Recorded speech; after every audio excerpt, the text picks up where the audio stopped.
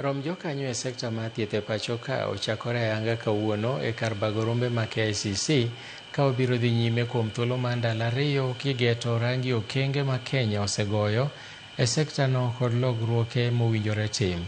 Gie kindeno jakom riwruog Governors Ahmed Abdullahi oseyo jogo maloso marach e wi okumba mar thieth mar SHA ni gionge kod lek moro amora ne Kenya. Romo ma kamano yuore kod jatend piny William Ruto moyawe ayanga kod jotend migepe mopogore opogore.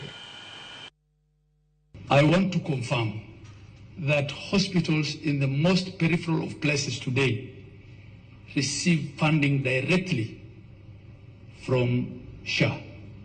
And in many cases, and I've said this before, the challenge we have as governors is to control what they do with that money so that they're not using it to just do more pavements and more innovations, but use it to things that can actually help patient care. This would not have been achievable without SHA, Your Excellency, and without all the policy changes.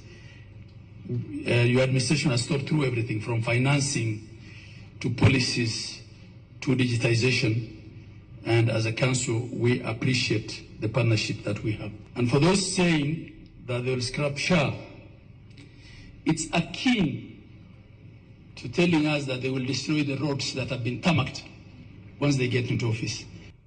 As of 30th July 2026, we have installed medical equipment valued at 9.68 billion shillings in 251 health facilities across our 44 counties, showing 239 county facilities and 8 national facilities. For years, Kenya lived with a contradiction we should never have accepted, that access to health could depend on the size of a citizen's wallet.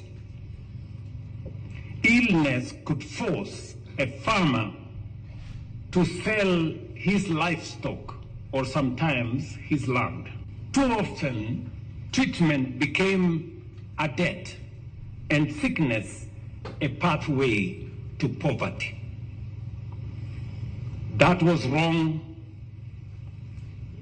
It was also unjust.